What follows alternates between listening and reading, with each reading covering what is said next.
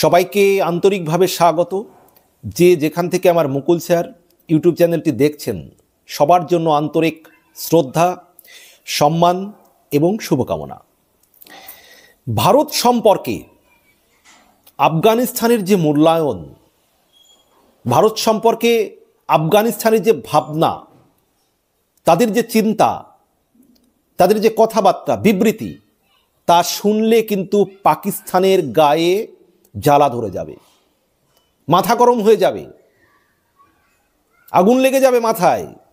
আফগানিস্তানের যে মূল্যায়ন ভারত সম্পর্কে, এবং আমি বলবো আমাদের প্রতিবেশী দেশ বাংলাদেশ, আপনারা শুনুন, দেখুন, জানুন, শেখার চেষ্টা করুন, বোঝার চেষ্টা করুন আফগানিস্তানের কাছ থেকে। ভারত সম্পর্কে যে মূল্যায়ন, আফগানিস্তান কি করেছে একটু জানার চেষ্টা করুন, যেটা পাকিস্তানের সহ্য হবে না। কিন্তু বাংলাদেশ, আপনারা আমাদের প্রতিবেশী দেশ, আপনারা বোঝার চেষ্টা করুন। দুবাইতে ভারতের বিদেশ সচিব বিক্রম মিশ্রির সঙ্গে বৈঠক করেছেন কিছুদিন আগেই তালিবানের দায়িত্বপ্রাপ্ত বিদেশমন্ত্রী আমির খান মুত্তাকি। এবং এই বৈঠকের পরে তিনি কি বলেছেন, মানে তালিবানের যে বিদেশ মন্ত্রণালয় জানিয়েছে কি, যে 2021 সালে আফগানিস্তান দখলের পর থেকে দিল্লির সঙ্গে সর্বোচ্চ পর্যায়ের বৈঠকের পর তারা ভারতকে গুরুত্বপূর্ণ আঞ্চলিক ও অর্থনৈতিক অংশীদার হিসেবে দেখছে। বুঝতে পারছেন? এই কথা শোনার পরে পাকিস্তানের কি ভাবনা হবে, যে আফগানিস্তান ভারতকে এরকম ভাবতে শুরু করেছে, এত কাছের ভাবছে, ভাই ভাবছে, ভারতের সঙ্গে সুসম্পর্ক করতে চাইছে। আর বাংলাদেশ আপনারা বুঝতে পারছেন না, পাকিস্তানের কাজ হল। এবং এই সম্পর্কে একটি গুরুত্বপূর্ণ প্রতিবেদন করেছে বাংলা হিন্দুস্তান টাইমস অনলাইন। সেই প্রতিবেদন অনুযায়ী যে বুধবার দুবাইতে তালিবানের ভারপ্রাপ্ত বিদেশমন্ত্রী আমির খান মুত্তাকির সঙ্গে বৈঠক করেছেন ভারতের বিদেশ সচিব বিক্রম মিশ্রি। এবং দুই দেশের মধ্যে অনেক কথা হয়েছে, আলোচনা হয়েছে বিভিন্ন বিষয় নিয়ে। এবং তারপর আফগানিস্তানের বিদেশ মন্ত্রণালয়ের বিবৃতিতে বলা হয়েছে, আফগানিস্তানের ভারসাম্যপূর্ণ ও অর্থনীতি কেন্দ্রিক বিদেশ নীতির সাথে সামঞ্জস্য রেখে ইসলামিক আরব আমিরশাহীর লক্ষ্য গুরুত্বপূর্ণ আঞ্চলিক ও অর্থনৈতিক অংশীদার হিসেবে ভারতের সাথে রাজনৈতিক ও অর্থনৈতিক সম্পর্ক জোরদার করা। তাহলে বুঝতে পারছেন যে আমি আবার পড়ছি বিবৃতি, যে বিদেশ মন্ত্রকের যে বিবৃতি আফগানিস্তানের, সেই বিবৃতিটি খেয়াল করুন।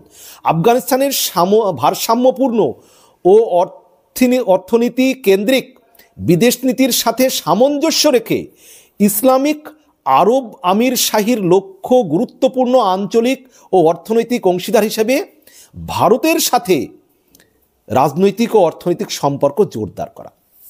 তাহলে বুঝতে পারছেন যে ভারতের সঙ্গে রাজনৈতিক অর্থনৈতিক সম্পর্ক কিন্তু জোরদার করতে চাইছে আফগানিস্তান বলুন, আরব আমিরশাহী বলুন। তাহলে এই পরিস্থিতিতে বাংলাদেশ কি বুঝতে পারছেন না? বাংলাদেশ কি উপলব্ধি করতে পারছেন না? এবং দুবাইয়ের বৈঠকের পর ভারতের বিদেশ মন্ত্রণালয় জানিয়েছে ভারত আফগানিস্তানের উন্নয়ন প্রকল্পে জড়িত হওয়ার কথা বিবেচনা করছে। ভারত আফগানিস্তানের উন্নয়ন প্রকল্পে জড়িত হওয়ার কথা চিন্তাভাবনা করছে, বাণিজ্য সম্পর্ক জোরদার করতে চাইছে। তাহলে ভারত আফগানিস্তানের উন্নতিতে সহযোগিতা করতে চাইছে, তার প্রকল্পে জড়িত হতে চাইছে। আর আজকে বাংলাদেশ ভারতের সঙ্গে বিরোধিতা করতে চাইছেন, শত্রুতা করতে চাইছেন। আপনাদের বুঝতে পারছেন যে কত বৈদেশিক নীতি বলুন আর রাজনৈতিক দূরদর্শিতা বলুন, কতটা তাহলে আপনারা পিছিয়ে আছেন। তাহলে ভারত আফগানিস্তানের উন্নয়ন প্রকল্পের সঙ্গে জড়িত হতে চাইছে বা জড়িত হওয়ার কথা বিবেচনা করছে, বাণিজ্য সম্পর্ক জোরদার করতে চাইছে। ভারত আফগানিস্তানকে বিভিন্নভাবে সহায়তা করছে, বাণিজ্যিক সহায়তা করতে চিকিৎসা সহায়তার সুবিধার্থে কাবুলে একটি ছোট মিশন রয়েছে ভারতের। তালিবানের অধীনে আফগানিস্তানে মানবিক সহায়তা পাঠিয়েছে এমন কয়েকটি দেশের মধ্যে কিন্তু ভারত অন্যতম। তাহলে ভারত বিভিন্নভাবে আফগানিস্তানকে সহায়তা করতে চাইছে, বাণিজ্যিক সহায়তা, চিকিৎসার সহায়তা করতে চাইছে, কিন্তু বাংলাদেশ ভারতকে দিচ্ছে হুমকি, ভারতের সঙ্গে শত্রুতা নিচ্ছে। বাংলাদেশের উপদেষ্টারা বলছে ভারতের সঙ্গে যুদ্ধ করতে চাই, সমন্বয়করা বলছে ভারতের সঙ্গে যুদ্ধ করতে চাই, বাংলাদেশের কেউ কেউ বলছে ভারত দখল করতে চাই।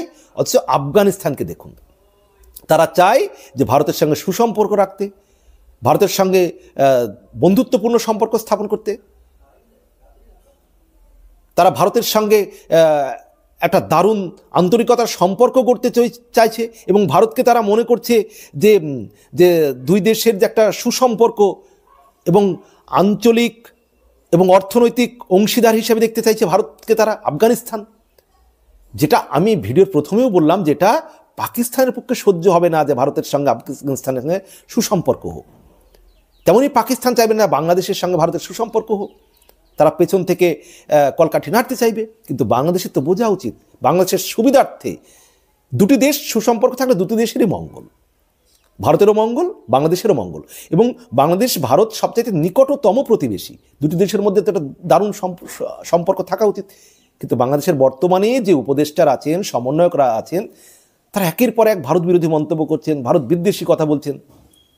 সেটাতে প্রকান্তরে আপনাদের কতটা ক্ষতি হচ্ছে সেটা কি বাংলাদেশের পরিস্থিতি দেখে এখন বুঝতে পারছেন না?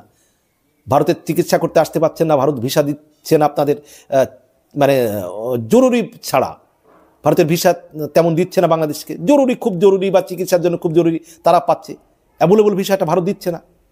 ভারতের যে পণ্য কিছু যাচ্ছে, ডিম চাল কিছু যাচ্ছে, কিন্তু যে গাড়ির পার্টস বলুন বা অন্যান্য যে পণ্য আছে অনেকটাই তো ভারত আর পাঠাচ্ছে না। কেন পাঠাচ্ছে না আপনারা বুঝুন তো। আজকে বাংলাদেশের জিনিসপত্রের দাম কোন জায়গায় পৌঁছেছে, আজকে মানুষের কর্মহীন হয়ে পড়েছে, বহু মানুষ, রোজগার কমে গিয়েছে। আপনারা একটু আফগানিস্তানকে দেখে শেখার চেষ্টা করুন, বোঝার চেষ্টা করুন যে ভারত কি, ভারত প্রতিবেশীর সঙ্গে সুসম্পর্ক গড়তে চায়, ভারত ক্ষতি চায় না, বাংলাদেশের ক্ষতি চায় না। কিন্তু বাংলাদেশের এখন যারা ক্ষমতায় আছে, এই পাকিস্তানপন্থী যারা ক্ষমতায় আছে, এরা অতিরিক্ত ভারত বিদ্বেষীর কারণে এরা ভারতকে শত্রু মনে করছে, কিন্তু ভারত বাংলাদেশকে শত্রু মনে করে না। এবং বাংলাদেশের 70% মানুষ ভারতকে কিন্তু বন্ধুই মনে করে, শত্রু মনে করে না। বাকি আপনারা কি মনে করেন জানাবেন কমেন্ট বক্সে। বিনীত অনুরোধ রইল, ভালো থাকবেন, সুস্থ থাকবেন, সবার জন্য শুভকামনা।